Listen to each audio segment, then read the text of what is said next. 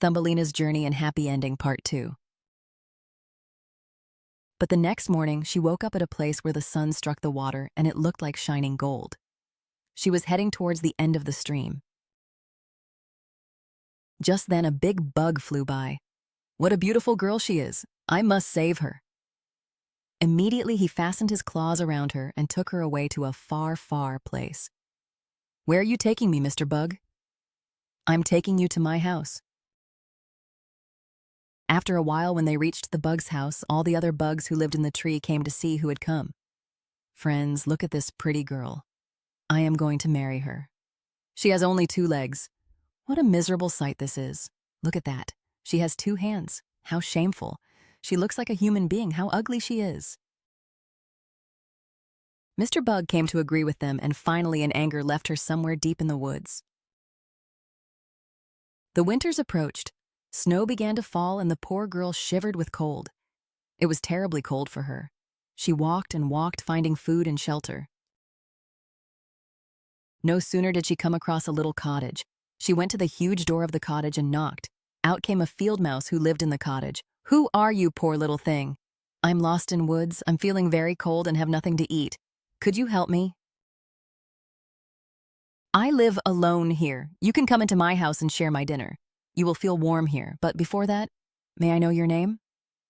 I am Thumbelina. Thumbelina came inside. The cottage was warm and cozy, with a whole storeroom of grain and a kitchen with a pantry. Thank you for sharing food and giving me a warm place to stay.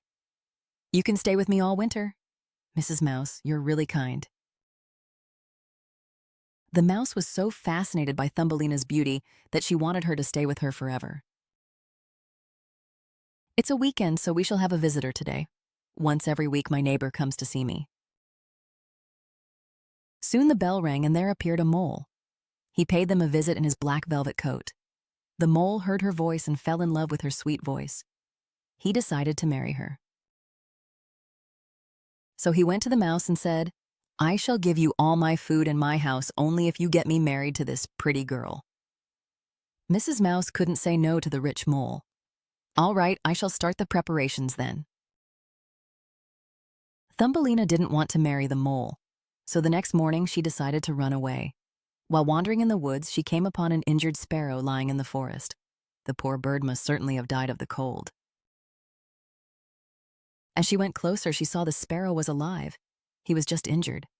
Are you okay, dear sparrow? Oh no, it's bleeding. Thumbelina decided to help the little bird and got some bandages and medicine for the sparrow. Don't worry, Mrs. Sparrow, you will be all right now. The little sparrow could fly just as she applied bandages. Goodbye, you pretty little bird. Thank you, pretty little child. I shall never forget this. What help can I be of to you? Soon she saw the mouse and the mole approaching and calling out her name. Oh, Thumbelina, where are you? As Thumbelina heard their voice, she told the sparrow, The mouse wants me to get married to Mr. Mole. Please, could you take me away somewhere far from them? I don't want to marry the mole. I have a plan. Come on, climb on my back quickly. Bye, Mrs. Mouse. Thank you for everything. I love you and I shall never forget this. The mole and mouse were startled as they saw Thumbelina flying away. The sparrow took her to a flower land, where there were all types of flowers and little birds who would sing. This is just so beautiful. What's it called? It's called the Flower Land and it's time I leave. Thank you, Ms. Sparrow. You are the best. Thumbelina was very happy. This is my home. These flowers smell so good. No sooner did she remember her real home, how her mother grew her up with her love. She felt very sad and wanted to go home now. But suddenly there appeared the king of Flowerland. He saw Thumbelina and fell in love with her. I'm the king of Flowerland and you are the prettiest girl I've ever seen. Will you marry me and be my wife? I will make you the queen of Flowerland.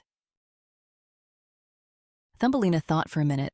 Here indeed was a different sort of husband from the froggy's son, Mr. Bug and the mole with his black velvet coat. Yes, only if you take me back to my mother and we 3 will live happily there. He agreed and brought Thumbelina a present. The best gift of all was a pair of wings that had belonged to a large silver fly.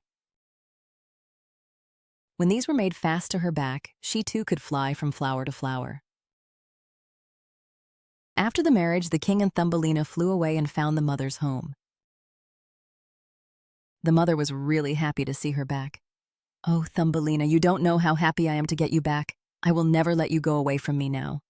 I will never leave you, Mother." Mother welcomed both of them, and they lived happily ever after.